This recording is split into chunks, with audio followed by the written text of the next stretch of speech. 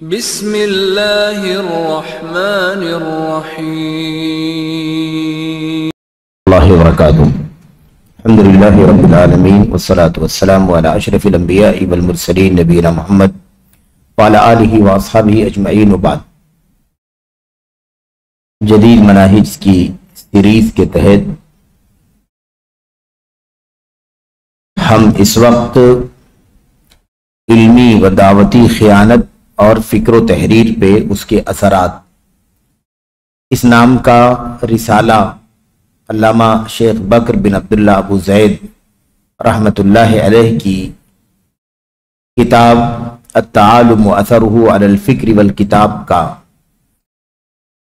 ترجمہ اور اس کی مختصر تشریح پڑھ رہے ہیں،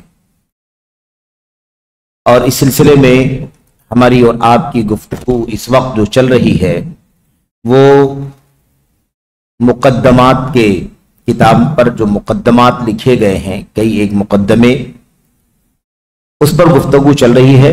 اور ہم لوگ اس وقت فضیلت الشیخ ظفر الحسن مدنی حافظہ اللہ کی جو تحریر ہے اس کتاب کے اوپر، تقریض اور مقدمہ، اس پر گفتگو کر رہے ہیں۔ ہم لوگوں نے اس سے پہلے کے درس میں جو آخری بات پڑھی ہے وہ کتاب کے صفحہ نمبر 19 پر ابو العالیہ رحمۃ اللہ علیہ کا وہ قول پڑھا ہے۔ حضرت ابو العالیہ مشہور تابعی ہیں، مفسر ہیں، امام ہیں، عالم ہیں۔ کہتے ہیں كنا نأتي الرجل لنأخذ عنه فننظر اذا صلى فإن احسنها جلسنا الیہ وقلنا هو لغیرها احسن وان اساءها قمنا عنه وقلنا هو لغیرها اسوأ۔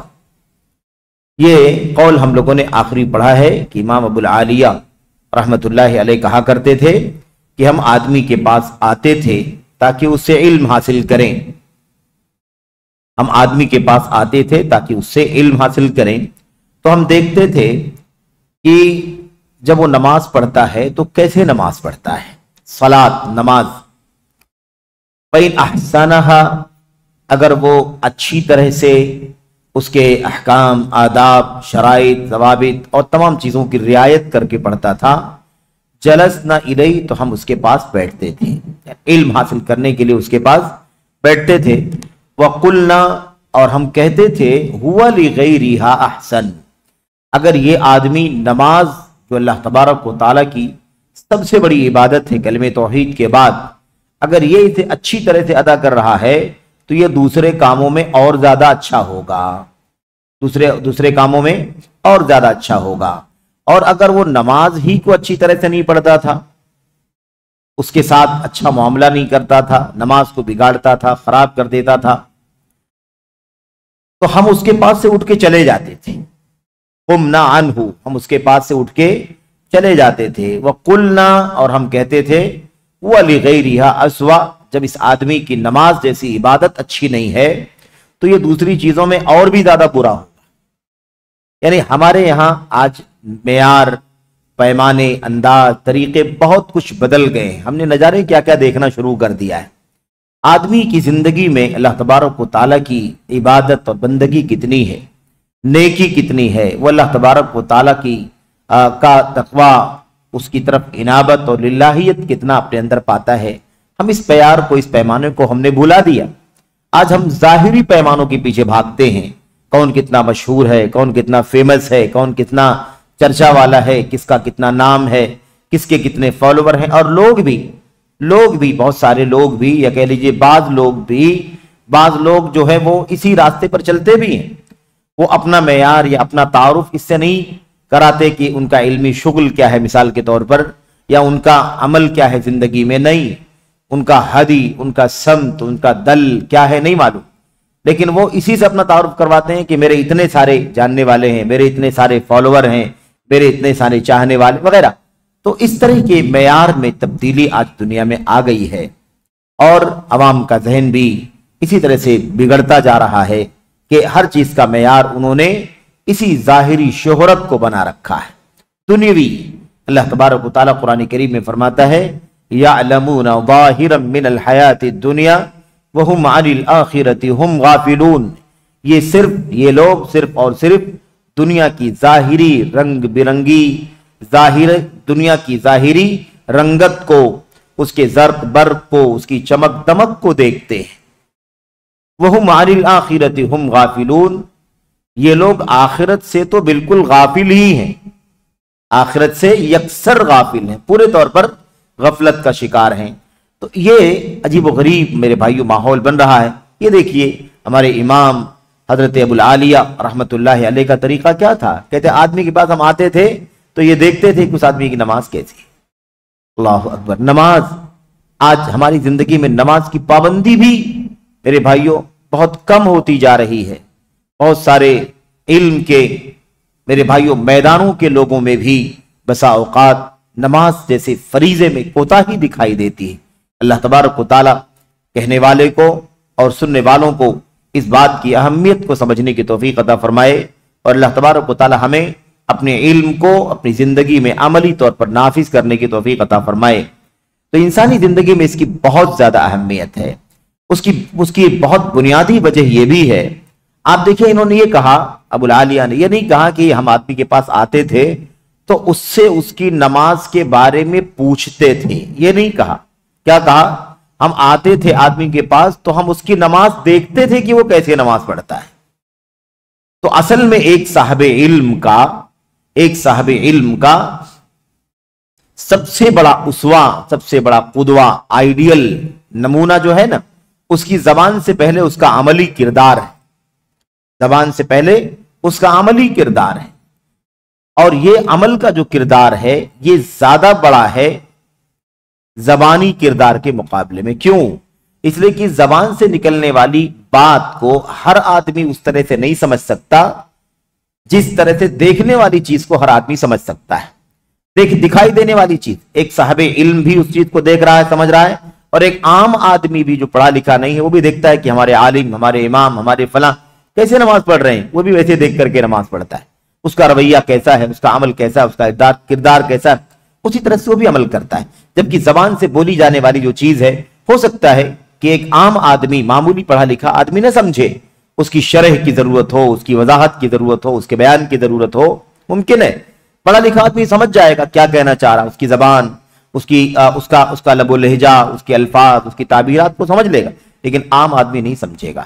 اس لیے نظر والی جو نظر کے ذریعے سے، نگاہوں کے ذریعے سے جو چیز دیکھ کر کے سیکھی جاتی ہے، اس کا دائرہ زیادہ بڑا ہے، اس کا دائرہ زیادہ بڑا ہے بالمقابل زبان کے دائرے کے۔ تو آپ دیکھیے ہمارے اسلاف کی ایک مثال ہے، کہتے ہیں ہم آتے تھے کسی آدمی کے پاس علم حاصل کرنے کے لیے تو ہم اس کو کیا بولتا ہے، اس کی تقریر کیا ہے، اس کا درس کیا ہے، یہ بعد میں ہم کیا دیکھتے تھے، اس کی نماز کیسی۔ نماز کے بارے میں پوچھتے نہیں تھے کہ آپ نماز کیسے پڑھتے ہیں، آپ یہ کرتے ہیں کہ نہیں کرتے، آپ یہ کرتے ہیں کہ نہیں کرتے، نہیں، ہم دیکھتے تھے اس کی نماز۔ ننظر الی صلاته فننظر اذا صلی، جب وہ نماز پڑھتا تھا تو ہم دیکھتے تھے، یعنی گویا کہ اس کا عملی کردار۔ ہماری زبان تو بہت میٹھی ہے، زبان تو بہت اچھی ہے، اونچے اونچے دعوے ہمارے پاس ہے، اسٹیجوں پر، ممبروں پر ہماری باتیں بہت لمبی چوڑی ہیں، ہماری تحریریں بہت اچھی ہیں۔ میرے بھائیوں، یہ ہماری زبان ہے، ہمارا گفتار ہے، ہمارا ڈائیلاگ ہے، لیکن ہم عمل میں کیسے ہیں، کردار میں کیسے ہیں؟ ہماری زبان جیسے ہے کیا ہمارا عمل بھی ویسے ہی ہے؟ ہماری گفتار جیسی ہے کیا ہمارا کردار بھی ویسے ہی ہے؟ یہ اصل بڑا مسئلہ ہے۔ لِمَ تَقُولُونَ مَا لَا تَفْعَلُونَ، کیوں تم ایسی بات بولتے ہو جو تم کرتے نہیں ہو؟ کَبُرَ مَقْتًا عِندَ اللَّهِ أَن تَقُولُوا مَا لَا تَفْعَلُونَ، اللہ تبارک و تعالیٰ کے ہاں بڑے غصے اور ناراضگی کا سبب ہے یہ کہ انسان وہ کہے جو وہ کرتا نہیں۔ اہل کتاب یہود نصارہ کے بارے میں اللہ تعالیٰ نے کیا فرمایا؟ أَتَأْمُرُونَ النَّاسَ بِالْبِرِّ وَتَنْسَوْنَ أَنفُسَكُمْ، کیا تم لوگوں کو بھلائی کا، نیکی کا حکم دیتے ہو اور اپنے آپ کو بھول جاتے؟ تو اصل میں کردار دکھائی دیتا ہے۔ آپ کی زبان، آپ کی باتیں بھی سنی جاتی ہیں، لیکن آپ کا عمل اسے ہر آدمی دیکھتا ہے۔ اس لیے اس سلسلے میں ہمارے اسلاف کا جو نمونہ ہے ہمیں اس کی فکر کرنے کی ضرورت ہے۔ تو یہ چیز ہے، اور دیکھیے عملی طور پر اس کا ریئیکشن بھی، اس کی نماز کو ہم دیکھتے تھے، اگر نماز اچھی طرح سے پڑھتا ہے، اچھی طرح سے پڑھنے میں کیا ہے؟ سب سے پہلی چیز اس کی پابندی، اس کا اہتمام، اس کی محافظت، اس کا دوام، ٹائم پر پڑھنا، اسے مار نہیں ڈالنا، اسے ضائع نہیں کر دینا، اور اس کے بعد جب اس کو عملی طور پر پڑھنا تو اس کے اندر کے حقوق کو ادا کرنا، ساری سنتوں کو برتنا، سارے فرائض کو برتنا، سارے سنن مستحبات کو برتنا، آداب کو برتنا، کس طرح سے کتنا اہتمام، کتنا خشوع، کتنا خضوع، کتنی للہیت، کتنا اللہ تبارک و تعالیٰ کے لیے اس کے اندر دل کا استحضار اور سوچ فکر کس طرح اللہ تبارک و تعالیٰ کی عبادت میں لگتی ہے۔ تو جب ہم دیکھتے تھے کہ اس کی نماز بہت اچھی ہے، ماشاءاللہ بہت اچھی نماز پڑھ رہا ہے، جیسے اللہ تبارک و تعالیٰ کو مطلوب ہے، اس کی کوشش کر رہا ہے، تو کہتے ہم اس کے پاس بیٹھتے تھے اور اسے علم حاصل کرتے تھے، اور ہم کہتے تھے واقعی یہ صاحب علم آدمی، اس کی نماز اتنی خوبصورت ہے، اتنی اچھی نماز پڑھتا ہے، اتنے اہتمام سے نماز پڑھتا ہے، تو اس کا مطلب یہ ہے کہ اور دیگر چیزوں میں بھی یہ بہت زیادہ اہتمام کرتا ہوگا۔ اور اگر اس میں وہ ہمیں اچھا نہیں نظر آتا، وَإِنْ أَسَا کیا کہا، وَإِنْ أَسَاءَهَا، اور اگر نماز کو بگاڑ دیتا، یعنی نماز اچھی طرح نہیں پڑھتا، ٹائم سے نہیں پڑھتا، یا ضائع کر دیتا، یا ایسے ہی بس جھٹ پٹ جو ہے نا کوے کے ٹھونگ مارنے کی طرح، جسے اللہ کے نبی صلی اللہ علیہ وسلم نے فرمایا نَقَرَ أَرْبَعًا، منافق کی نماز یہ ہے کہ وہ بیٹھا رہتا ہے، یجلس یرقب الشمس، بیٹھا سورج کے آفتاب کے ڈوبنے کا انتظار کرتا رہتا ہے، اس کے اترنے کا انتظار کرتا رہتا ہے، حتیٰ یہاں تک کہ جب یہ ہوتا ہے کہ اب ڈوب جائے گا، تب ڈوب جائے گا، تھوڑی دیر کے بعد جب سورج ڈوب جائے گا، ایسا وقت آتا آخری، تب کیا فرمایا اللہ کے نبی نے، آپ نے فرمایا قام فنقر اربعن، تو اٹھتا ہے جلدی سے اور ایسے ہی 4 رکعات کو 4 ٹھونگ مارنے کی طرح سے پڑھ لیتا ہے، جیسے کوے کی ٹھونگ ہوتی ہے۔ تو اللہ کے نبی صلی اللہ علیہ وسلم نے فرمایا کہ یہ حالت ہے، تو اسی سے پتہ چلتا ہے اس کی ظاہری نماز کیسی ہے، تو اس سے پتہ چلتا ہے کہ جب نماز کا اہتمام ہے تو اور چیزوں کا کتنا اہتمام ہوگا۔ کیوں؟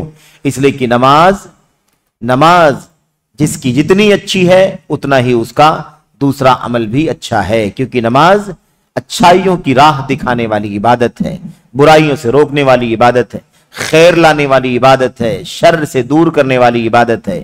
ان الصلاۃ تنہی عن الفحشاء والمنکر، فحشاء ہر گھناؤنی بری چیز ہے نا، برے اخلاق، برے کردار، برے رویے سے روکنے والی چیز ہے، والمنکر، اور ہر طرح کے گناہ اور ناجائز سے غلط چیز سے روکنے والی چیز ہے۔ تو بہرحال یہ ہمارے اسلاف کا طریقہ تھا، کہتے ہیں کہ اگر وہ برا کرتا، اچھی طرح نماز نہیں پڑھتا، قمنا عنہ، تو ہم اٹھ جاتے، وہاں سے اٹھ کے چلے جاتے، وقلنا، اور ہم کہتے اس کی نماز ہی صحیح نہیں ہے تو دوسری چیزیں کہاں صحیح ہوں گی، یہ تو اور دوسری چیزوں میں اور زیادہ برا ہوگا اور بگاڑنے والا ہوگا، جب اس کی نماز درست نہیں تو اس کی اور چیزیں بھی درست نہیں ہو سکتی۔ اس طرح سے ہمارے اسلاف کا طریقہ تھا۔ امام دارمی نے اس اثر کو اپنی سنن کے اندر نقل فرمایا ہے۔ خیر، یہ آخری بات تھی جو پچھلے درس میں ہم لوگوں نے پڑھی تھی، بہت سرسری طور پر، اس لیے اس کی وضاحت یہاں پر کرنا مناسب سمجھا گیا۔ اس کے بعد اگلا ایک عنوان قائم کیا ہے شیخ صاحب نے، بغیر علم و حکمت کی دعوت کے نقصانات۔ بلا علم اگر کوئی دعوت دے تو اس کا نقصان ہے۔ بلا علم دعوت دینا یہ احسان نہیں ہے بلکہ یہ نقصان ہے۔ بہت سارے لوگوں نے اس کو احسان بنا دیا۔ آپ نے سنا ہوگا کہ لوگ دوسرے میدانوں کے ہوتے ہیں اور علم اور دعوت کے میدانوں پر آ جاتے ہیں، اس کے بعد وہ خود بھی یہ ثابت کرتا ہے کہ میں اللہ تبارک و تعالیٰ کی دین پر احسان کر رہا ہوں، اللہ کے بندوں پر احسان کر رہا ہوں، یہ دیکھو میرا کام دوسرا ہے، میرا میدان دوسرا ہے، میری فیلڈ تو دوسری ہے، لیکن میں اپنی فیلڈ چھوڑ کر کے اس کام میں آیا ہوں۔ تو اپنے اس کردار کو وہ یہ سمجھتا ہے یا ایسا باور کرتا ہے کہ میں بڑی قربانی دے کر کے آیا ہوں، میں دنیا کے کام کر سکتا تھا، میں فلاں میدان کا آدمی ہوں، میں فلاں میدان کا آدمی ہوں، لیکن یہ دیکھو میں نے اسے چھوڑ کر کے اللہ کے دین کا راستہ اختیار کیا ہے۔ تو آپ نے اللہ کے دین کا اور اس کی دعوت کا راستہ اختیار کر لیا۔ آپ نے جو میدان چھوڑا ہے اس کو کتنے سال سیکھا تھا؟ آپ نے طب کا میدان اگر چھوڑا ہے، میڈیکل سائنس کا، تو کتنے سال تک اسے پڑھا اور سیکھا تھا جس کو چھوڑا ہے؟ آپ نے انجینئرنگ کی تھی تو انجینئرنگ کا علم آپ نے کتنے سال میں حاصل کیا تھا جس کو آپ نے چھوڑا ہے؟ آپ نے وکالت کی تھی تو کتنے سال آپ نے وکالت کا علم حاصل کیا جس کو آپ نے چھوڑا؟ آپ نے کوئی اور میدان جس کا علم آپ نے حاصل کیا، کتنے سال آپ نے اس کا علم حاصل کیا ہے، پھر اسے چھوڑ کر کے آپ اس میدان میں آ گئے۔ سوال یہ ہے کہ جس میدان کو آپ نے چھوڑا اس کو تو آپ نے سیکھنے میں 20 سال لگا دیے، 25 سال لگا دیے، اور جس میدان کو پکڑا اس کو سیکھنے کی زحمت نہیں کی، جلدی میں بس سال 6 مہینے یا اس سے کم زیادہ آپ نے اس سے اپنے آپ کو جوڑا، اور اس کے بعد مسند، اس کے بعد ممبر، اس کے بعد اسٹیج، اس کے بعد کتاب، اس کے بعد درس، اس کے بعد خطبہ، اس سب کچھ آپ نے لے کر کے میرے بھائیو اپنے آپ کو اس منصب پر براجمان کر لیا۔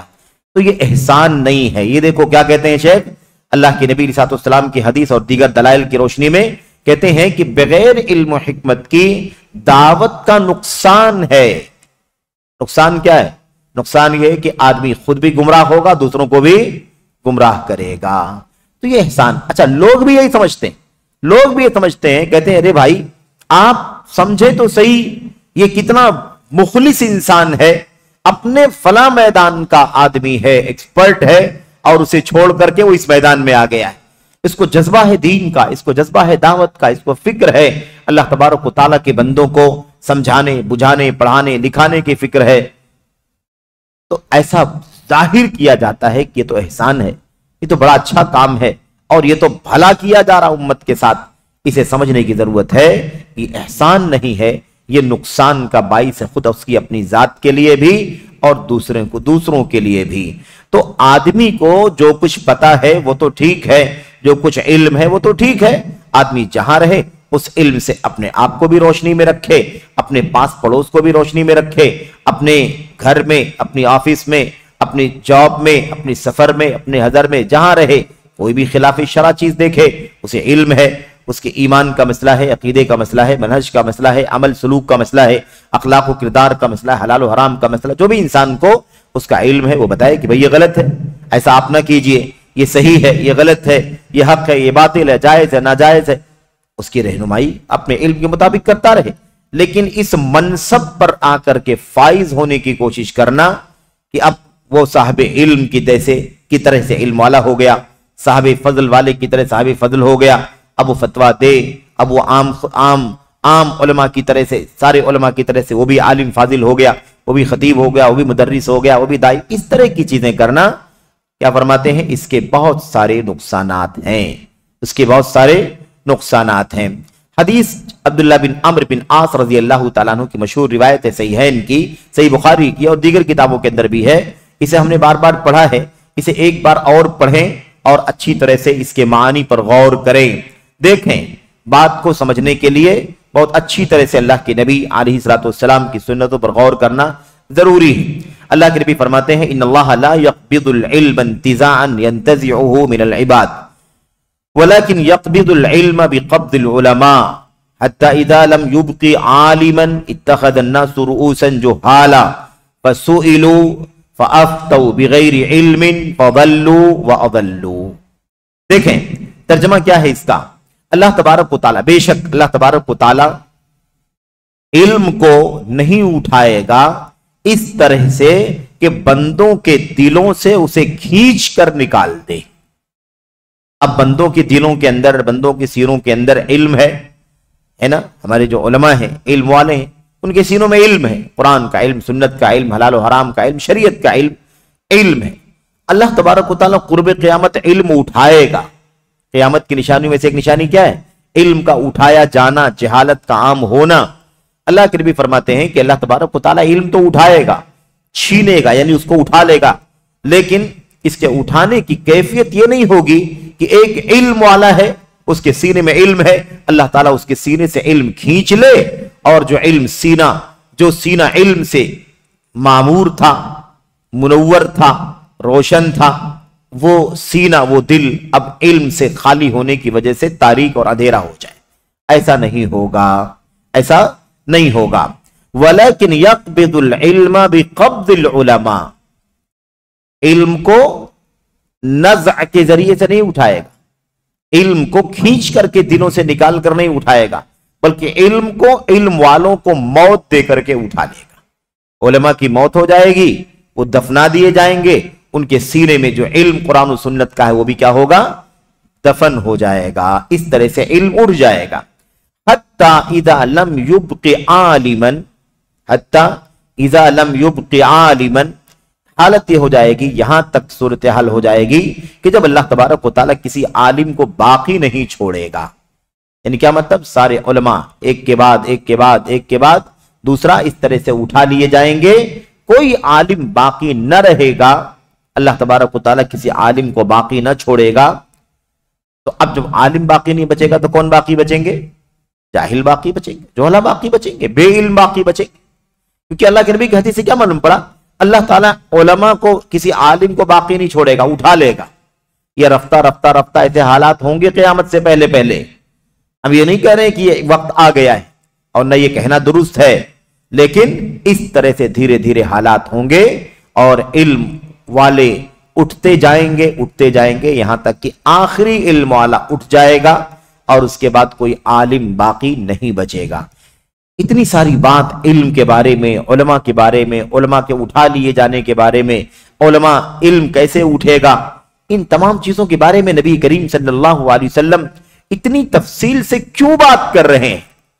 اسی لیے نا کہ علم اور اہل علم کی اہمیت اللہ تبارک و تعالیٰ کے اس دھرتی پر بہت زیادہ ہے۔ علم نور ہے، علم روشنی ہے، علم تاریکیوں سے نکالنے کا چراغ ہے، علم ویسے ہی ہے جیسے آسمان کے ستارے ہیں، علماء ایسے ہی ہیں جیسے آسمان کے ستارے روشنی بھی کھیرنے والے۔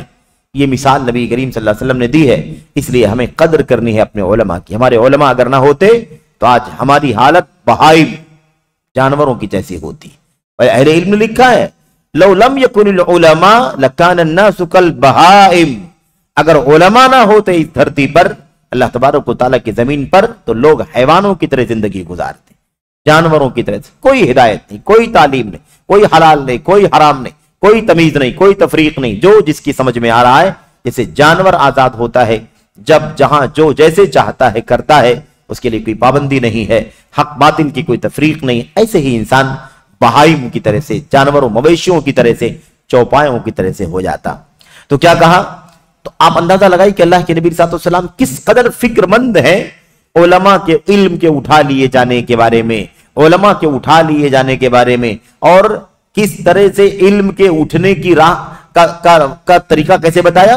اللہ تعالیٰ علماء کو موت دے دے کر کے اللہ تبارک و تعالیٰ علم کو اٹھا لے گا۔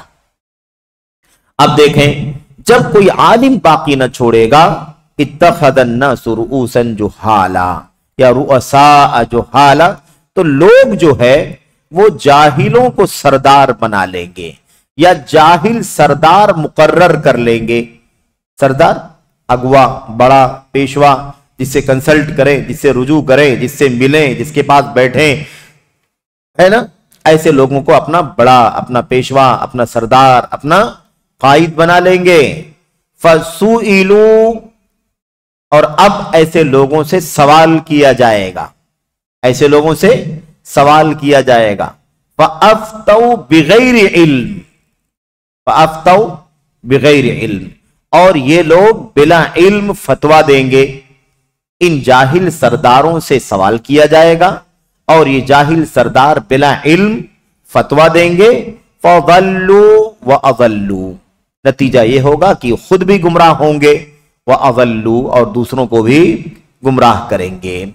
اب اس حدیث کے اندر آپ دیکھیں کہ بلا علم دعوت دینے کا نقصان دو لفظوں میں ہے، فَضَلُّوا وَأَضَلُّوا، خود بھی گمراہ ہونا، دوسروں کو بھی گمراہ کرنا۔ اسی بنیاد پر ہمارے علماء اور اپنے علماء کی باتیں پڑھ کے، سن کر کے، سیکھ کر کے ہم آپ بھی یہ بات بیان کرتے ہیں کہ جہالت کے ساتھ علم اور دعوت کا کام کرنا یا علم اور دعوت کے منصب پر فائز ہو جانا، سمجھ رہے ہیں؟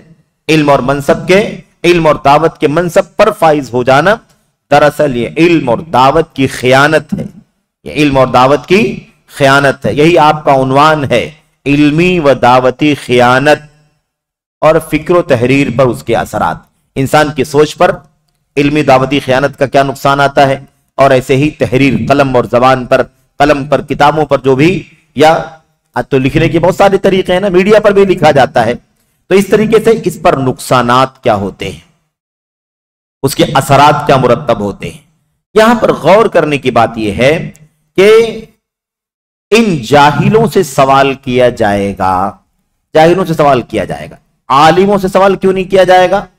اس لیے کہ علم والے باقی ہی نہیں ہیں، है ही नहीं कोई तो किससे पूछेंगे? तो फिर जाहिर सी बात है कि जब मैदान में, समाज में, मुआशरे में, मुल्क में, वतन में, शहर में, गांव में जब कोई इल्म वाला बाकी ही नहीं बचा है तो सरदार किसको बनाया जाएगा? जाहिलों को। और सवाल किससे पूछा जाएगा? जाहिलों से। अब जाहिलों से पूछे जाने का नुकसान, अब अगर ये जाहिल, अगर ये जाने कि हम जाहिल हैं और ये कह दे कि हमें इसका इल्म नहीं है, तो ये बहुत बड़ा काम होगा। और जो नुकसान जिहालत के नतीजे में आने वाला है, उन दोनों नुकसान से बच जाएंगे लोग। वो खुद भी बच जाएगा और जिसको जो पूछने वाला है उससे, वो भी क्या होगा? उस नुकसान से बच जाएगा। लेकिन यहां देखिए दोनों अल्फाज साथ में, फसुइलू, उनसे पूछा जाएगा, फअफ्तौ बिगैरि इल्म, और बिला इल्म फतवा देंगे, वो बिला इल्म फतवा देंगे। यहां मसला, अगर फसुइलू, उनसे पूछा जाएगा, अब अगर ये हो कि उन्हें इल्म होगा तो वो बताएंगे, इल्म नहीं होगा तो कह देंगे हमें इल्म नहीं है, तो मसला बहुत आसान हो जाएगा। लेकिन मामला क्या होगा? मामला ये होगा कि इन जाहिलों से सवाल किया जाएगा और ये अपनी जहालत के साथ उस सवाल का जवाब बताएंगे, यानी फतवा देंगे। इस्तिफ्ता का मतलब होता है पूछना और अफ्ता का मतलब होता है बताना। फअफ्तौ, तो बताएंगे, सवाल का जवाब बताएंगे, सवाल का जवाब देंगे बगैर इल्म, बगैर इल्म के, बगैर इल्म के। अब यहां पर बात समझने की है, ये सारे अल्फाज, एक एक लफ्ज बहुत ज्यादा कीमती है हमारे लिए समझने के लिए। आप देखिए अल्लाह के नबी ने फरमाया फअफ्तौ बिगैर इल्म, बिला इल्म फतवा देंगे। बिला इल्म क्यों देंगे? इल्म के साथ फतवा क्यों नहीं देंगे? क्योंकि उलमा है ही नहीं, वो इल्म वाले नहीं है ना। वो इल्म वाले तो मर चुके हैं, दुनिया से जा चुके हैं। जो बाकी बचे हैं वो जुहला हैं, जिनको बड़ा पेशवा, अगवा है ना बना लिया गया। अब इनसे पूछा जा रहा है, इनको चाहिए कि ये कह देते कि हमें नहीं इल्म है, हमें नहीं इल्म है। आप सोचिए कि जो इल्म वाला है, साहब इल्म है, अगर उसे किसी मसले का इल्म नहीं है तो उसे यह हिदायत है कि वो साफ कह दे कि मुझे इसका इल्म नहीं है। तो जिस आदमी के पास इल्म ही नहीं, वो इल्म वाला जो है उसके पास इल्म है, कुछ चीजें वो नहीं जानता है, हर चीज का इल्म नहीं होता किसी को। और ये जाहिल है, इसे असल में इल्म नहीं है, हो सकता है कुछ चीजों का इल्म हो, यानी उसे इल्म है, कुछ चीजों का इल्म नहीं है। और इसे इल्म नहीं है, होगा तो कुछ चीजों का इल्म होगा। उलमा बड़ी आसानी से कह देते हैं ला अदरी, ला अदरी, हादा मिम्मा ला अदरी, मैं नहीं जानता। ये तो उन सारी चीजों में से है जिनका मुझे इल्म नहीं है, उन मसाइल में से मसला जिसका मुझे इल्म नहीं। आसानी से मेरे भाइयों अहले इल्म और फजल कह देते हैं, इसमें कोई बात नहीं, किसी भी तरह की कोई उसके अंदर बेइज्जती या जिल्लत का मामला नहीं, बल्कि ये इज्जत और शान का मामला है। आदमी जब कहता है मैं नहीं जानता, आदमी नहीं जानता कहने से भागता है। वो भागता है जिसके पास इल्म नहीं है। इल्म वाला ये बात कहने से नहीं भागता, अमीन इससे नहीं भागता। अमीन बड़ी आसानी से कहता है मैं नहीं जानता। मैं नहीं जानता कहने से बेइज्जती नहीं होती है। मैं नहीं जानता कहने से ये सबसे बड़ा मसला, यही रुकावट है जिसकी वजह से आदमी इल्म वाला नहीं होता है और ये कहता भी नहीं है कि मैं नहीं जानता। वजह क्या है? आदमी समझता है कि इससे तो मैं बेइज्जत हो जाऊंगा, इससे तो मेरा वकार खत्म हो जाएगा, इससे तो मेरी मकबूलियत पर असर आएगा, इससे तो मेरा क्रेज खत्म हो जाएगा, इससे तो मेरे चाहने वालों की नजरियात बदल जाएंगे। मैं अपना वकार, अपना मकाम, अपनी इज्जत, अपनी शान खो बैठूंगा, कैसे कह दूं कि मैं नहीं जानता। देखा, यही सोच होती है ना, इसलिए आदमी नहीं कहता कि मैं नहीं जानता। इल्म वाले आसानी कह देते हैं कि मैं नहीं जानता। आप देखिए यही मसला एक इमाम से पूछा गया, तलफ के एक इमाम से कोई मसला पूछा गया, उन्होंने कहा कि मैं नहीं जानता। दूसरा मसला पूछा गया, कहा मैं नहीं जानता। फिर पूछा गया, कहा मैं नहीं जानता। साइल ने पूछा आपसे सवाल करने के लिए मैं इतने दूर से आया हूं और आप सवाल के जवाब देने के बजाय आप कहते हैं मैं नहीं जानता, मैं नहीं जानता, मैं नहीं जानता। تو اتنے بڑے آپ امام ہیں، کیا آپ کو یہ کہنے میں شرم بھی نہیں آتی؟ یعنی آپ کو اچھا لگتا ہے کہ آپ کہتے میں نہیں جانتا؟ آپ کو عیب نہیں لگتا ہے کہ میں نہیں جانتا؟ تو انہوں نے کہا جب میں نہیں جانتا ہوں تو کیا کہوں گا؟ نہیں علم ہے تو میں کہتا ہوں مجھے نہیں علم ہے، شرم کی کیا بات ہے؟ فرشتوں نے بھی کہا تھا اللہ ہم کو علم نہیں ہے۔ فرشتوں نے کیا کہا تھا؟ لا علم لنا الا ما علمتنا، اے اللہ ہمیں علم نہیں ہے، جو تو سکھائے گا وہی ہمیں معلوم پڑے گا، ابھی تو نے ہمیں یہ بات نہیں بتلائی اس لیے ہم نہیں جانتے، ہمیں علم نہیں۔ تو فرشتوں کو تو شرم نہیں آئی کہ وہ کہہ دے ہمیں علم نہیں ہے، اور ہم کہتے ہیں کہ ہمیں شرم آتی ہے، کیسے کہہ دے کہ ہمیں علم نہیں ہے؟ یہ بہت بڑا مسئلہ۔ آپ دیکھیے یہ کہنے میں بے عزتی نہیں ہے بلکہ کیا ہے؟ عزت ہے، شان ہے۔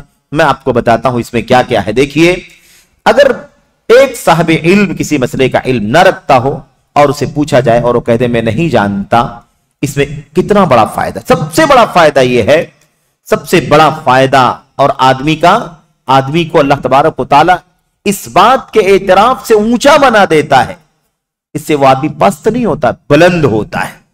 سب سے پہلی بات تو یہ کہ یہ اعتراف ہے اس بات کا کہ ہر آدمی کو ساری چیزوں کا علم نہیں ہو سکتا ہے کہ نہیں؟ ہر آدمی کو ہر چیز کا علم نہیں ہو سکتا۔ اس اعتراف قرآن کریم میں اس کا اللہ تبارک و تعالی نے بار بار ذکر کیا ہے، تو ہمیں اس کا اعتراف کرنے میں کیوں شرم آتی ہے؟ ہمیں اس کا اعتراف کرنے میں کیوں شرم آتی ہے؟ ہمیں اعتراف کرنا چاہیے، جیسے فرشتوں نے کام نہیں جانتے، اللہ کے نبی علیہ السلام کہا کرتے تھے، اللہ کے نبی علیہ السلام کو کسی مسئلے کا علم نہیں ہوتا تھا، آپ سے کوئی سوال کرنے کے لیے آتا تھا تو آپ اس کا جواب نہیں دیتے تھے، انتظار کرتے تھے۔ ٹھیک ہے، کتنی مرتبہ اللہ کے نبی علیہ السلام نے فرمایا اگر مجھے یہ علم ہوتا، اس چیز کا علم ہوتا، اگر مجھے جس چیز کا علم بعد میں ہوا ہے اگر مجھے اس کا پہلے علم ہوا ہوتا تو میں ایسا فیصلہ کرتا۔ اس کا اعتراف کرنے میں ہمیں کبھی بھی شرم نہیں آنی چاہیے۔ نمبر 2، اگر آدمی کہتا مجھے علم نہیں ہے تو یہ اس کا تواضع ہے، انکساری ہے، اور جو تواضع اختیار کرتا ہے اللہ تعالیٰ اسے بلند کر دیتا ہے۔ من تواضع للہ رفعہ اللہ، جو تواضع اختیار کرتا ہے یعنی اپنے آپ کو چھوٹا بناتا ہے، اپنے آپ کو معمولی بناتا ہے، اللہ اس کو کیا کرتا ہے؟ اللہ تبارک و تعالیٰ اسے بلند کر دیتا ہے۔ نمبر 3، تیسرا اور بڑا فائدہ یہ ہے، اس سے اس صاحب علم کی امانت داری کا پتہ چلتا ہے، اس کی امانت داری کا پتہ چلتا، امانت دار ہے، خائن نہیں ہے بلکہ امانت دار ہے۔ کیا فرمایا تھا ابن مسعود نے؟ جب تک لوگ اپنے امانت داروں سے علم حاصل کرتے رہیں گے، اپنے بڑوں سے، اپنے علماء سے، اپنے اکابر سے اور اپنے امانت داروں سے علم حاصل کرتے رہیں گے تب تک بھلائی میں رہیں گے۔ اس سے امانت داری کا پتہ چلتا ہے کہ آدمی امانت دار ہے، یہ خیانت نہیں ہے، پتہ نہیں ہے پھر بھی جواب دے دیا، علم نہیں پھر بھی حلال حرام کر دیا، سمجھ رہے ہیں؟ اس طرح سے امانت داری کا پتہ چلتا ہے۔ نمبر 4، چوتھی چیز جو ہمیں اس حدیث اس طرح سے لا ادری کہنے سے یا میں نہیں جانتا کہنے سے معلوم پڑتی ہے اور اس کا فائدہ ملتا ہے، وہ یہ ہے کہ اس سے اللہ تبارک و تعالی سے، اس کے عذاب سے اس صاحب علم کے ڈرنے کا پتہ چلتا ہے۔ اس بندے کو اللہ تبارک و تعالی کا ڈر ہے، کیونکہ علم امانت ہے، علم وراثت ہے، اور جب وہ ہمارے پاس نہیں ہے تو ہم کیسے کسی کو دے سکتے ہیں، کیسے کسی کو پہنچا سکتے ہیں؟ اللہ تبارک و تعالی کا ڈر ہے۔ اگر ہم نے غلط مسئلہ بتلا دیا، غلط مسئلے کا جواب دے دیا، بلا علم کوئی بات کہہ دی، تو کل قیامت کے دن ہمیں اس کا جواب دینا پڑے گا۔ اللہ کے نبی نے فرمایا من استفتا فافتیا بغیر علم فانما اسمہ علی من افتا۔ جس آدمی نے فتویٰ پوچھا، جس کسی آدمی نے کسی سے فتویٰ پوچھا اور اس فتویٰ دینے والے نے بلا علم فتویٰ دے دیا تو اس کا گناہ اسی فتویٰ دینے والے کی گردن پر ہوگا۔ یہ سارے فائدے ہیں میرے بھائیوں، یہ سارے فوائد ہیں، تواضع، بلندی، امانت داری، اللہ تبارک و تعالیٰ کا خوف، اللہ تعالیٰ کے ہاں جواب دہی کا احساس، اور اسی پر ہمارے اسلاف چلتے رہے۔ امام مالک رحمت اللہ علیہ، اور وہ ساری چیزیں چونکہ آگے آئیں گی اس لیے ان تفصیلات میں نہیں جا رہا ہوں، ابھی انشاءاللہ سب پڑھیں گے انشاءاللہ تبارک و تعالیٰ۔ بہت ساری چیزیں متن میں آئیں گی، یعنی ٹیکسٹ میں، اصل کتاب میں آئیں گی، بہت ساری چیزیں حاشیے میں اور تشریح کے ضمن میں آئیں گی، وہ ساری چیزیں انشاءاللہ تبارک و تعالیٰ ہم پڑھیں گے اور ہمیں اس سے بہت اچھی طرح سے علم ہوگا کہ ہمیں علم کے باب میں کس جگہ کہاں اور کیسے رہنا چاہیے، ہماری ذمہ داری کیا بنتی ہے، ہماری حیثیت کیا بنتی ہے۔ بات ہی چل رہی تھی فَأَفْتَوْا بِغَيْرِ عِلْمٍ، ان کو علم نہیں ہوگا اور یہ بلا علم فتویٰ دے دیں گے۔ اللہ کے نبی صلی اللہ علیہ وسلم پہلے بتا چکے ہیں کہ جاہلوں کو لوگ سردار بنا لیں گے، تو الٹیمیٹلی ان کے پاس علم تو ہے نہیں، تو بلا علم ہی فتوے دیں گے، بلا علم ہی جواب دیں گے، وہ بلا علم مسئلہ بتلائیں گے۔ نتیجہ یہ ہوگا کہ فَضَلُّوا وَأَضَلُّوا، اور یہی اگر آدمی کہہ دیتا ہے کہ مجھے علم نہیں ہے اور کہہ دے کہ مجھے علم نہیں ہے، تو اس کا دو بڑا فائدہ بھی ہوگا۔ جو دو نقصان یہاں ہو رہا ہے وہی دو فائدہ ہوگا، نہ وہ خود گمراہ ہوگا اور نہ وہ دوسروں کو گمراہ کرے گا۔ یہ بھی فائدہ ہوگا کہ نہیں ہوگا؟ یہاں نقصان ہو رہا ہے کیا؟ ایسے بلا علم فتویٰ دینے والوں کا دو نقصان، ایک تو وہ خود اپنے آپ کو گمراہ کرے گا اور دوسروں کو گمراہ خود بھی گمراہ ہوگا، دوسروں کو بھی گمراہ کرے گا۔ اسی لیے ہمارے علماء کہتے ہیں کہ جو شخص بلا علم دعوت اور تدریس اور تعلیم اور فتوے اور تحدیث کے منصب پر فائز ہونا چاہتا ہے، وہ دوسروں کو نقصان بعد میں پہنچاتا ہے، اپنے آپ کو نقصان پہلے پہنچاتا ہے۔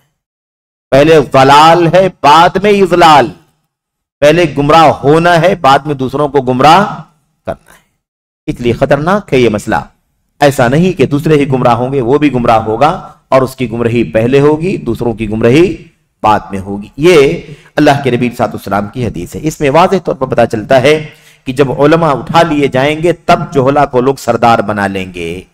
آج اگر امت کی تعلیم اور دعوت اور تربیت کے میدان میں اگر اس طرح کی پستی آ رہی ہو، گراوٹ آ رہی ہو کہ بڑی تعداد میں ہمارے علماء موجود ہیں جن سے ہم جڑ کر کے علم حاصل کر سکتے ہیں، اس کے باوجود، اتنے سارے علماء ہونے کے باوجود ہم جہلا کو اپنا سردار بنا لیں، جہلا سے وابستہ ہو جائیں، غیر عالموں سے وابستہ ہو جائیں، ان سے ہم جڑ کر کے ان کی باتوں کو سننا، ان کی چیزوں کو پڑھنا اور ان کی کتابوں کو پڑھنا، ان کی باتوں کو سننا، ان کے مسائل سے استفادہ کرنا شروع کر دیں، اسی کو اپنا استاد بنا لیں، تو آپ بتائیے کہ یہ کتنی بڑی مصیبت ہوگی۔ نبی علیہ الصلوۃ والسلام نے فرمایا کہ جب علماء اٹھا لیے جائیں گے تو لوگ جہلا کو سردار بنا لیں گے۔ آپ بتائیے کہ اگر علماء موجود ہوتے ہوں اور ان کے ہوتے ہوئے لوگ جہلا کو سردار بنا لیں تو یہ کس قدر بڑی مصیبت ہوگی۔ اور یہ المیہ ہے امت کے کچھ لوگوں کا اس طرح سے۔ تو اسی بات کو شیخ ظفر الحسن مدنی حفظہ اللہ فرماتے ہیں، بغیر علم اور حکمت و بصیرت کے دعوت و تبلیغ اور فتویٰ بازی کرنا جرم عظیم ہے، جسے کتاب و سنت نے منع فرمایا ہے۔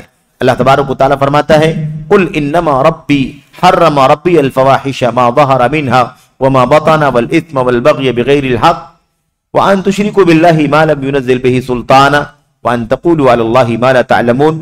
سورۃ الاعراف کی آیت نمبر 33 یہ ہے۔ اس سے پہلے بھی ہم نے اس آیت کریمہ کو پڑھا ہے، بڑی عظیم الشان آیت کریمہ ہے۔ اس موضوع کے سلسلے میں اللہ کی ساری آیتیں عظیم الشان ہیں، بے انتہا عظیم الشان ہیں، لیکن اس پس منظر میں جو موضوع چل رہا ہے اس سیاق میں یہ بات کہی جا رہی ہے کہ آیت کریمہ بڑی عظیم الشان ہے۔ کیوں؟ اس میں 4 یا 5 باتیں بیان کی گئی ہیں اور سب نیچے سے لے کر کے اوپر۔ پہلی چیز بری ہے، دوسری چیز اس سے بری، تیسری چیز اس سے بری، چوتھی اس سے بری، پانچویں سب سے بری۔ ترتیب تصاعدی، نیچے سے اوپر کی طرف، جیسا کہ ابن القیم رحمۃ اللہ علیہ نے یہ بات کہی ہے۔ اس میں اخیر میں دیکھیے کیا ہے، اخیر میں وَأَن تَقُولُوا عَلَى اللَّهِ مَا لَا تَعْلَمُونَ، اور اس بات کو بھی اللہ نے حرام کر دیا ہے کہ تم اللہ کے ذمے ایسی بات جوڑ دو جس کو تم نہیں جانتے۔ بنا علم اللہ تبارک و تعالیٰ کے حوالے کوئی بات بولنا۔ اگر کسی نے کہا یہ چیز حلال ہے تو اس کا مطلب ایک چیز اللہ سے ایسی جوڑ رہا ہے جس کا اسے علم نہیں۔ کس دلیل کی بنیاد پر حرام کہا، کس دلیل کی بنیاد پر حلال کہا؟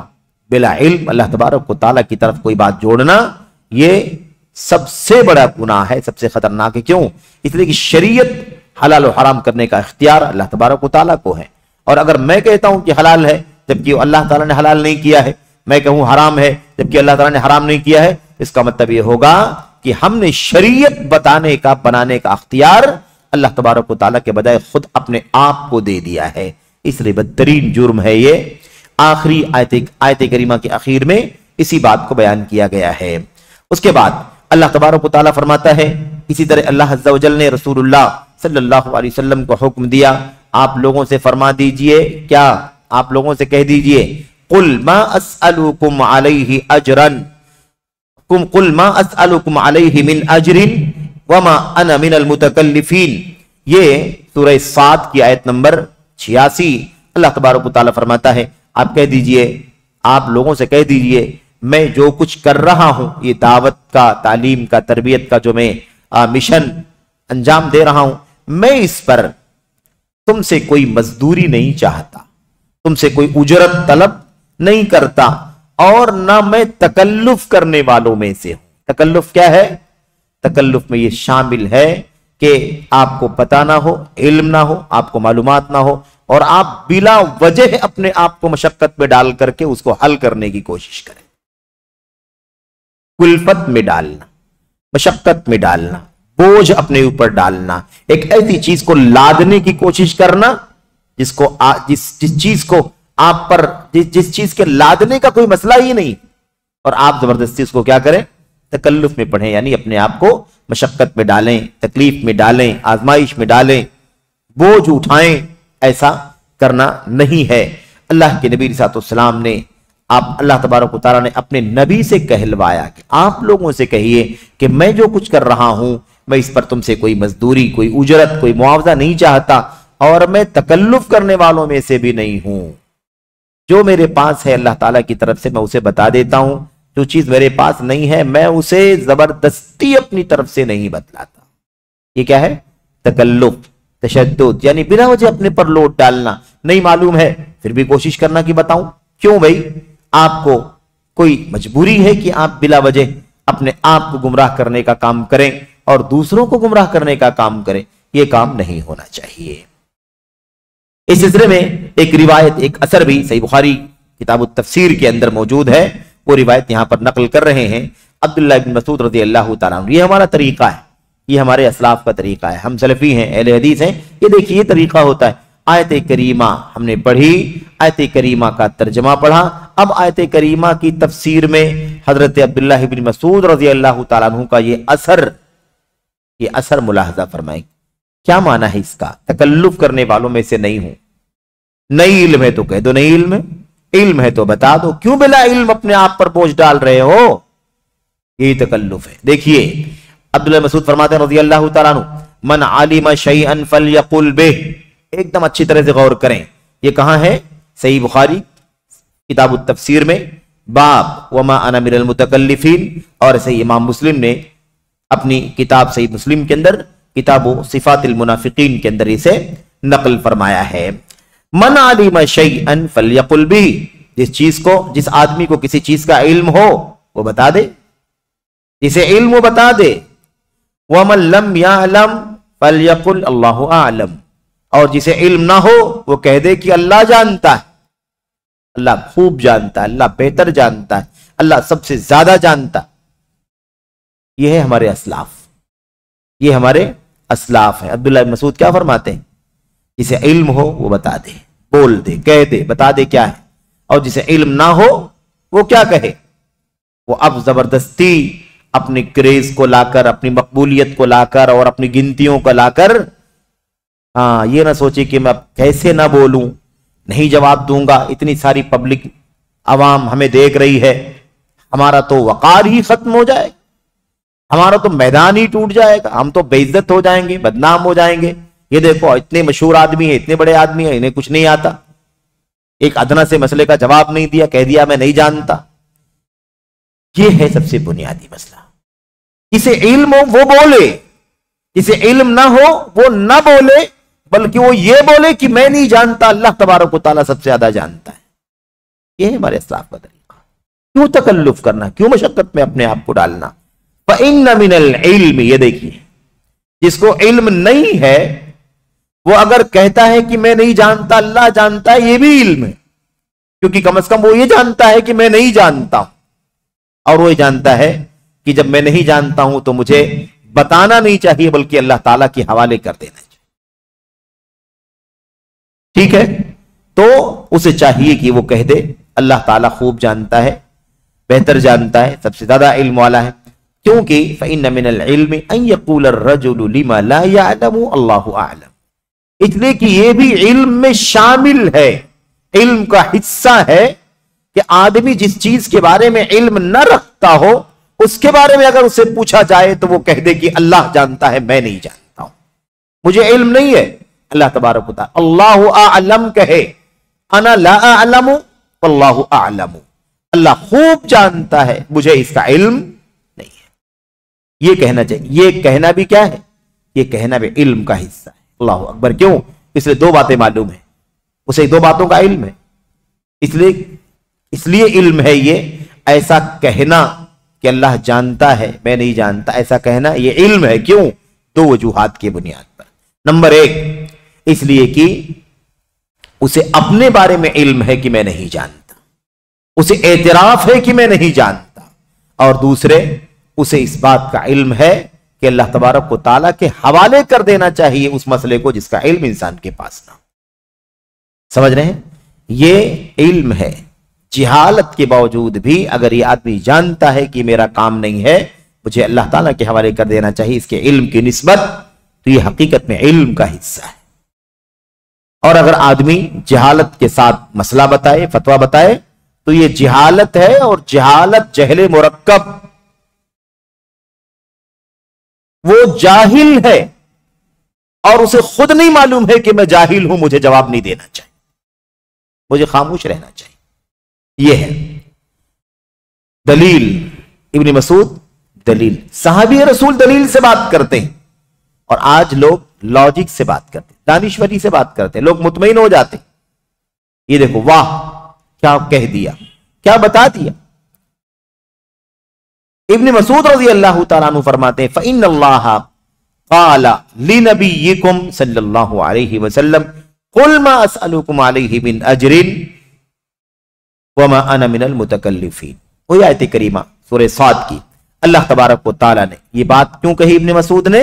اسی آیت کریمہ سے استنباط کر کے، اس کی فقہ نکال کر کے، اس کا نچوڑ بتا کر کے، اس کے بعد دلیل میں کہتے ہیں اس لیے یہ بات بتا رہا ہوں میں، اس لیے کہ تمہارے نبی صلی اللہ علیہ وسلم سے اللہ تبارک و تعالیٰ نے تمہارے نبی صلی اللہ علیہ وسلم سے کہا آپ کہہ دیجئے کہ میں اس کام پر تم سے کوئی مزدوری نہیں مانگتا، کوئی معاوضہ نہیں مانگتا، کوئی فیس نہیں مانگتا، وَمَا أَنَا مِنَ الْمُتَكَلِّفِينَ، اور نہ میں تکلف کرنے والوں میں سے ہوں، مجھے جو اللہ بتاتا ہے میں تمہیں بتا دیتا ہوں، میری طرف جو وحی آتی ہے جس کا علم مجھے ملتا ہے میں تمہیں بتا دیتا ہوں، جس کا علم مجھے نہیں ہوتا ہے میں اس کے بارے میں کہہ دیتا ہوں کہ مجھے اس کا علم نہیں، میں تکلف نہیں کرتا کہ جس چیز کا علم نہیں ہے اس کا بھی بوجھ اپنی گردن پر ڈالوں اور اپنے آپ کو مشقت میں ڈالوں۔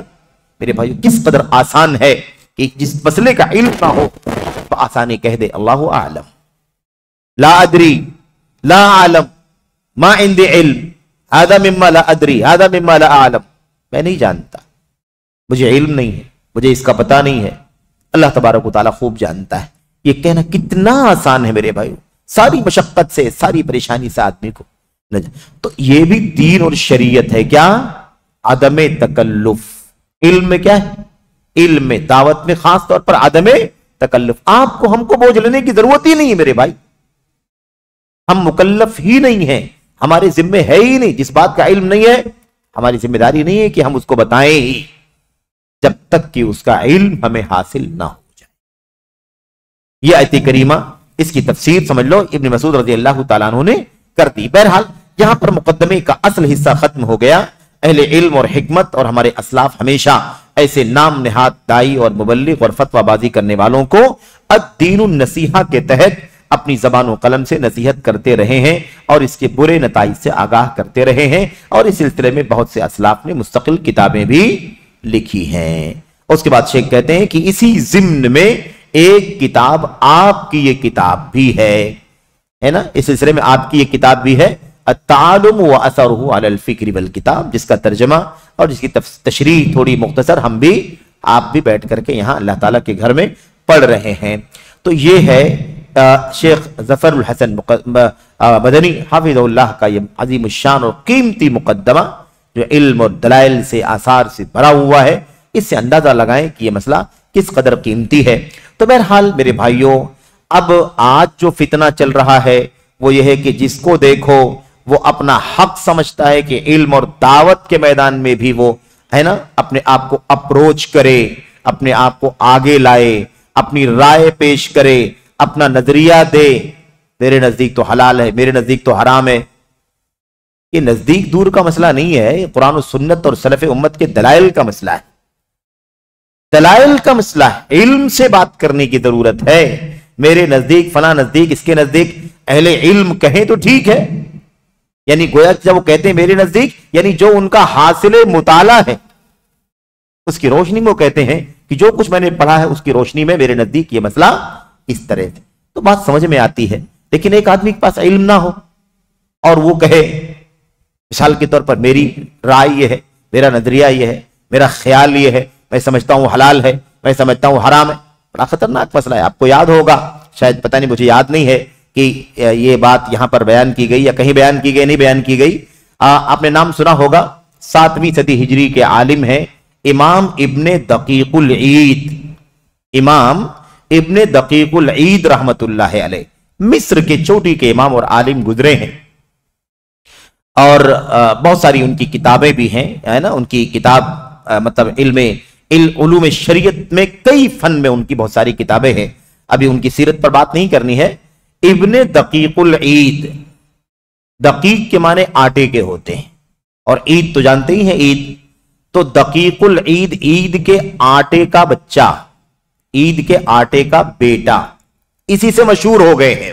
نام ان کا محمد ہے، محمد بن علی ہے نا، بن وہب نام ہے ان کا، چوٹی کے امام ہے جیسا کہ ہم نے عرض کیا، اور 7ویں صدی ہجری کے امام ہیں، 702 میں غالباً یا 3 میں وفات پائے ہیں یہ۔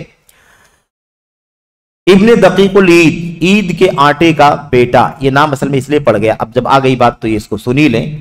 ان کے دادا جو وہب تھے نا، وہ بھی بہت بڑے عالم تھے، بہت بڑے عالم تھے، محمد بن علی بن وہب، وہب جو تھے ان کے دادا، وہ ایک موقع پر، کسی موقع پر اپنے گھر سے صبح صبح نکلے تو ایک بہت سفید چادر اوڑھ کر کے نکلے، پہلسان، بڑی چادر اوڑھ کر کے وہ نکلے۔ وہ چادر اس قدر سفید تھی، بے انتہا سفید، ایک دم جس کو ہم کہتے ہیں نا دودھ کی طرح، اس طرح سے تھا۔ تو اس زمانے میں جب لوگوں نے دیکھا، جب وہ نکل کر کے آئے گھر سے باہر، دیکھا بہت سفید چادر اوڑھ رکھی ہے، تو انہوں نے کہا کہ ساتھ چادر تو ایسے ہی سفید ہے جیسے عید کے دن کا آٹا سفید ہوتا ہے۔ آدمی اہتمام سے اچھا آٹا، معیاری، تاکہ وہ عید کا دن ہے، مہمان ہے، ضیافت وغیرہ، مثال کے طور پر آدمی زیادہ اہتمام کرتا ہے، تو کہا یہ بالکل ایسے ہی سفید ہے جیسے عید کے دن کا عید کا آٹا سفید ہوتا ہے۔ اس انداز سے کچھ لوگوں نے، دیکھنے والوں نے یہ بات کہہ دی، اس کے بعد سے یہی ان کا لقب بن گیا۔ تو یہ تو دقیق العید تو دادا ہیں ان کے، لیکن اب ان کے بیٹے کو بھی اور پھر اس کے بعد ان کے پوتے کو بھی ابن دقیق العید کے نام سے لوگ جانتے ہیں۔ خیر، میں عرض کر رہا تھا کہ امام ابن دقیق العید رحمت اللہ علیہ نے ایسے ہی لوگ، جس کی بات چل رہی تھی ابھی نا، بلا علم بات کرنا، اور یا موٹی موٹی معلومات ہے، چند معلومات ہے، یا کچھ تھوڑی بہت ادھر ادھر معلومات رکھتے ہیں، اچھا شغف بھی ہے، اچھی معلومات بھی ہے، لیکن ظاہر سی بات ہے کہ ہمارے جو علماء ہیں علم فضل، جنہوں نے اچھا خاصا عرصہ گزارا ہے اور 10 20 50 علماء سے مختلف فنون کا علم حاصل کیا ہے، سیکھا ہے، اور خبرہ ہے، علم اور دعوت کا تجربہ ہے، تو ان کی بات تو الگ ہے۔ لیکن وہ لوگ جن کے پاس معمولی علم ہے، تھوڑا بہت علم ہے، یا وہ علم والے نہیں ہیں، ایسے ہی کچھ دیہاتی قسم کے لوگ یا کم علم لوگوں کے بارے میں ایک موقع پر انہوں نے کہا تھا، اور بہت عبرت والی بات ہے، مجھے اچانک ابھی یاد آئی۔ انہوں نے کہا تھا اتانا من الاریاف قوم تفقہوا، اتانا من الاریاف قوم تفقہوا ولیس لهم من الفقہ قبل ولا بعد یقولون هذا عندنا غیر جائز ومن انتم حتی یکون لکم عند۔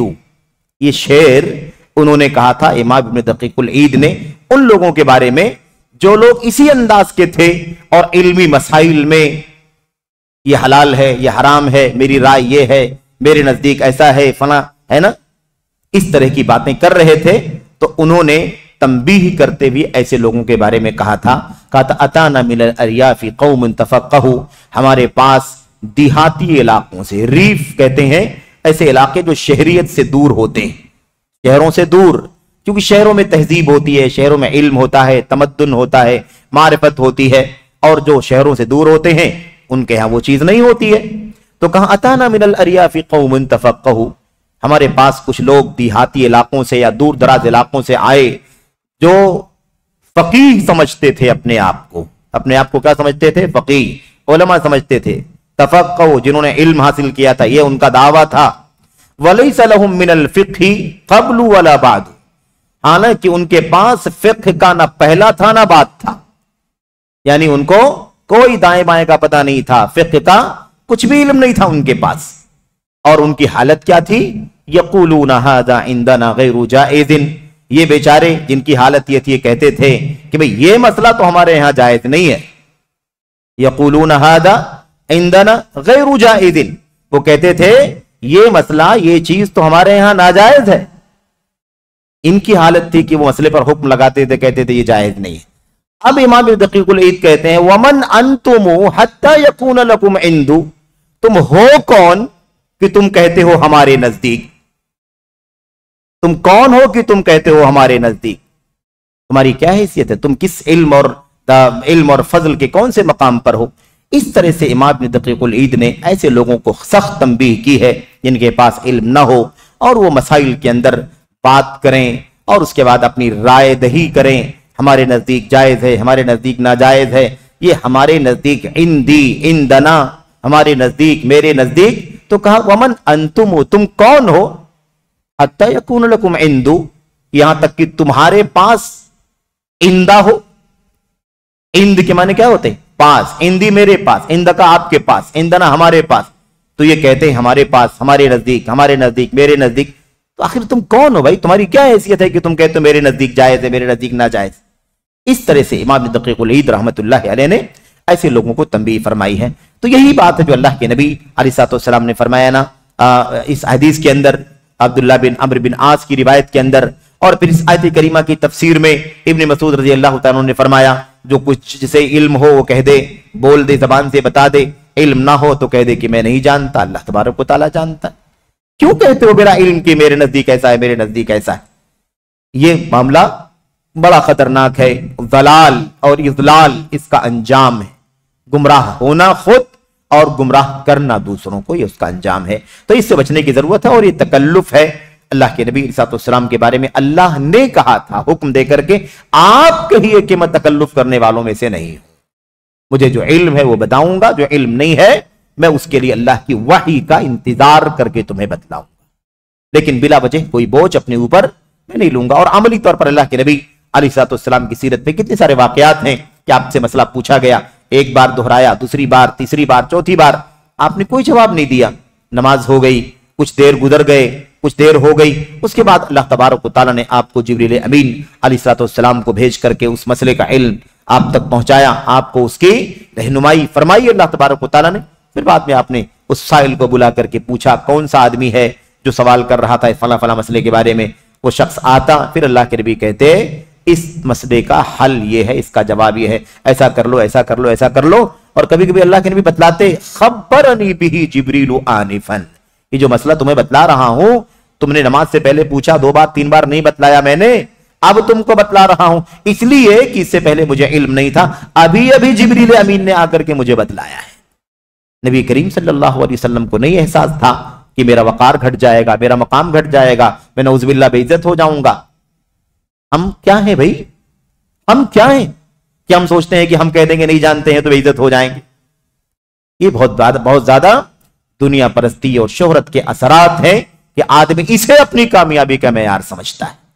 अल्लाह तबारक व तआला के यहां जवाबदेही का एहसास और एहसास जिम्मेदारी और बासपुर्स और दलाल और इज़लाल का ये बोझ अपनी गर्दन पर लाना रखना, ये सबसे ज्यादा खतरनाक है जिसकी हम सबको फिक्र करने की जरूरत है।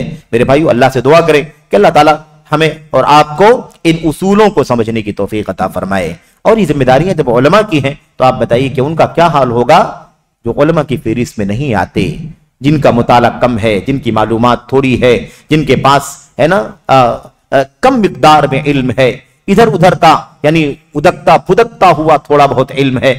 ایسے لوگوں کی ذمہ داری کتنی زیادہ بڑھ جاتی ہے، انہیں کتنا زیادہ حساس رہنے اور فکر مند رہنے کی ضرورت ہے۔ اللہ تعالیٰ مجھ کو آپ کو اس کی توفیق عطا فرمائے، آمین رب العالمین، وصلی اللہ وسلم وبارک علی نبینا محمد وعلی آلہ وصحبہ اجمعین، والسلام علیکم